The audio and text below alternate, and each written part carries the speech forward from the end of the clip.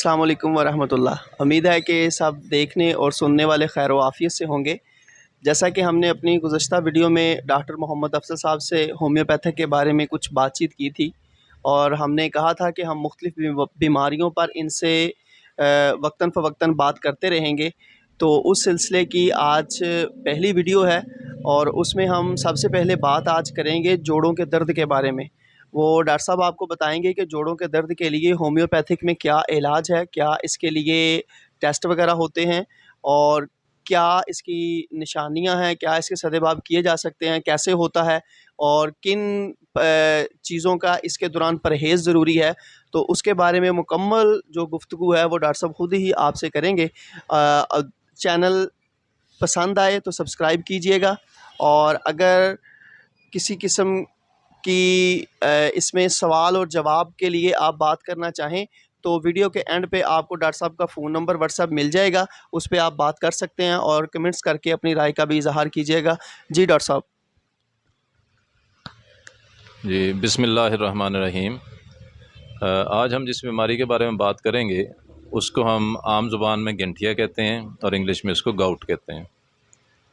तो हम इसके 2-3 स्टेप्स में बात करेंगे। पहले ये कि गठिया क्या होता है या गाउट क्या होता है, फिर उसके बाद हम ये बात करेंगे कि इसका इलाज क्या होता है, इसकी निशानियां क्या हैं, इसकी पहचान क्या होती है, और फिर हम ये भी बताएंगे कि इसमें परहेज़ किस किस्म का करना चाहिए, और फिर होम्योपैथिक इलाज इसका क्या हो सकता है उसके बारे में तफसीली बात की जाएगी।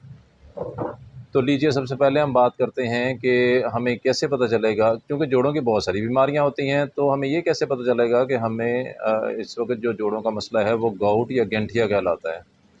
तो गाउट या गठिया की सबसे पहली पहचान ये होती है कि इसमें जोड़ जो हैं वो शदीद दर्द करते हैं। इसके साथ साथ जोड़ों में सूजन भी पैदा हो जाती है और जोड़ सुर्ख भी नज़र आता है और गर्म भी महसूस होता है। यानी अगर जोड़ आपको खुद अपना जोड़ गर्म महसूस होता है और उसके बाद सुर्खी भी उस पर पाई जाती है, सूजन भी है, तो वो लाजमी गठिया ही है, या जिसको हम गाउट कहते हैं वो गाउट का मर्ज़ ही है। तो ये देखने से पहचान इसकी हो जाती है, या फीलिंग से इसकी पहचान ये हो जाती है कि ये मर्ज़ कौन सा है, गठिया या गाउट का। दूसरी बात ये है कि अगर हम लेबॉरेटरी टेस्ट की तरफ जाएं तो फिर हम इसके लिए यूरिक एसिड टेस्ट करवाते हैं। अगर यूरिक एसिड टेस्ट हमारा ज़्यादा निकलता है तो लाजमी बात है कि उससे गाउट या गठिया हो सकता है। तो इन दो चीज़ों से हम पहचान कर सकते हैं कि हमें जो बीमारी है जोड़ों की वो गठिया है या कोई और मर्ज़ है। अब हम आगे बात करते हैं कि इस मर्ज़ के सिलसिले में हमें किस किस्म के परहेज़ करना होते हैं या क्या क्या चीज़ें लेनी होती हैं जो इस मर्ज़ के सिलसिले में फ़ायदेमंद साबित होती हैं। तो पहली बात ये है कि अगर ये मर्ज़ किसी को हो जाए, वैसे तो यही दुआ है कि अल्लाह ताला सबको सेहत की हालत में रखे, फिर भी अगर किसी को ये बीमारी हो जाती है तो सबसे पहली चीज़ जो उसके लिए अहम है वो ये है कि उसको वो तमाम चीज़ें बंद करनी चाहिए जिनमें प्रोटीन होती है। यानी अगरचे प्रोटीन हम मुकम्मल बंद नहीं कर सकते, अगर हम प्रोटीन मुकम्मल तौर पर बंद कर दें लेना तो फिर उससे भी हमारे जिस्म को नुकसान पहुंचता है। लेकिन जिन जिन चीज़ों की प्रोटीन मना की जाती है वो सबसे पहले बड़ा गोश्त, छोटा गोश्त, मटन या बीफ जिसे हम कहते हैं, इसके अलावा कुछ दालें भी हैं, और इसके अलावा पालक और सब्ज़ पत्तों वाली सब्ज़ियाँ, ये वाली चीज़ें जो हैं इनसे परहेज़ किया जाता है। और इसके परहेज़ करने से हमें कुछ ना कुछ फ़ायदा हासिल होता है, इस बीमारी को हम कम कर सकते हैं। जो चीज़ें हम इसमें ज़्यादा हमें खानी चाहिए, जिनका हमें फ़ायदा होता है, वो चीज़ें क्या-क्या हैं, उनमें ये है कि सबसे पहली चीज़ ये होती है कि पानी ज़्यादा पिएँ, और इसके साथ-साथ पानी ज़्यादा पीने के साथ-साथ हमें केले यानी बनाना का इस्तेमाल भी ज़्यादा करनी चाहिए, और कॉफ़ी भी हम पी सकते हैं। इसके अलावा grep fruit, orange, pineapple, strawberry वगैरह भी ले सकते हैं। ये चीज़ें खाने से जो है वो कम हो जाती है, सूजन भी कम हो जाती है और यूरिक एसिड कम होने का चांस होता है। अगली बात ये है कि हमें इसके अलावा जो जिन चीज़ों से घर में भी एक इलाज मौजूद है, वो इलाज है कि घर में हमारे पास हल्दी मौजूद होती है किचन में, टर्मेरिक जिसे कहते हैं। हल्दी जो है वो भी एंटी इन्फ्लेमेटरी होती है और उससे भी हम कुछ मदद हासिल कर सकते हैं। वो भी सूजन को कम करती है और उससे भी दर्द भी कम हो जाता है। अब चूँकि ये सारा जो डिपेंड करता है वो यूरिक एसिड की जिस्म में मिकदार ज़्यादा होने की वजह से गाउट या गठिया होता है, इसलिए हमें यूरिक एसिड को फ़ोकस करना चाहिए। यूरिक एसिड को कम करने वाली मेडिसिन इस्तेमाल की जाती हैं। यूरिक एसिड अगर आपका कम हो जाए तो फिर ये गठिया या गाउट जो आहिस्ता आहिस्ता ठीक हो जाता है और आपकी तकलीफ़ भी कम हो जाती है या ख़त्म हो जाती है।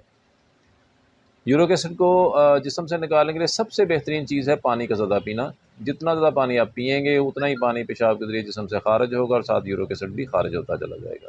तो ये एक बेहतरीन चीज़ है कि आप ज़्यादा से ज़्यादा पानी पिएँ, इससे आपके जोड़ों के दर्द में जो गाउट या यूरिक एसिड की वजह से है उनको अफ़ाका होता है।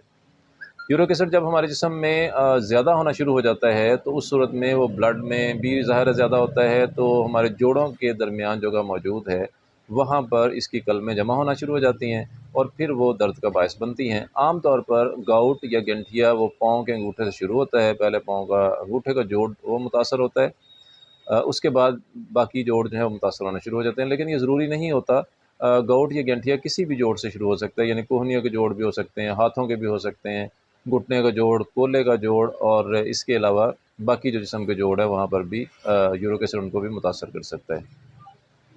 तो ये हमें अब तक हमने समझ लिया कि ये होता क्यों है और इसके लिए हमें क्या परहेज़ करने हैं और हम क्या-क्या चीज़ें हमें खानी चाहिए और किन-किन चीज़ों से हमें बचना चाहिए ताकि हम इस बीमारी से निजात पा सकें। अब इसके बाद हम आते हैं होम्योपैथिक मेडिसिन की तरफ।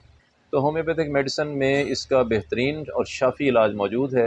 यानी अगर आप होम्योपैथिक मेडिसिन किसी अच्छे डॉक्टर से कंसल्ट करने के बाद लेते हैं तो इसका मुकम्मल और बेहतरीन इलाज मौजूद है। कुछ ही अरसे के बाद आपका गठिया या गाउट ठीक हो जाता है, जोड़ों का दर्द भी ख़त्म हो जाता है और जोड़ों की सूजन भी ख़त्म हो जाती है, यूरिक एसिड भी लेवल पे आ जाता है। तो इसके लिए जो होम्योपैथिक मेडिसिन ज़्यादा मशहूर हैं जिनको हम इस्तेमाल करते हैं उसमें रस्टॉक्स है, बेलाडोना है, ब्रायोनिया है, आर्निका है, कोलचिकम, मर्कसाल वगैरह हैं, लेडम है। ये अद्वियात हम अक्सर इस्तेमाल करते हैं। यूरिक एसिड को कम करने के लिए भी दवाइयाँ मौजूद होती हैं होम्योपैथिक तरीक़ा इलाज में। तो इन दवाइयों जो मैंने अभी ज़िक्र किया, इन दवाइयों को इस्तेमाल करने के बाद आप यूरिक एसिड का इलाज कर सकते हैं। लेकिन बेहतर यही होता है कि दवाइयाँ खुद लेने की बजाय, खुद सेल्फ़ मेडिकेशन करने की बजाय आपको किसी अच्छे डॉक्टर से कंसल्ट करना चाहिए और फिर उससे मशवरा करने के बाद, जो कि पूरी तशख़ीस करने के बाद, आपकी हिस्ट्री लेने के बाद आपको दवाइयाँ तजवीज़ करेगा। तो इस तरह आप इस बीमारी से मुकम्मल तौर पे निजात पा सकते हैं। अ, उम्मीद है कि अब आपको ये सारी बात जो है वो अच्छी तरह एक्सप्लेन हो गई होगी गाउट या गठिया के मुताबिक।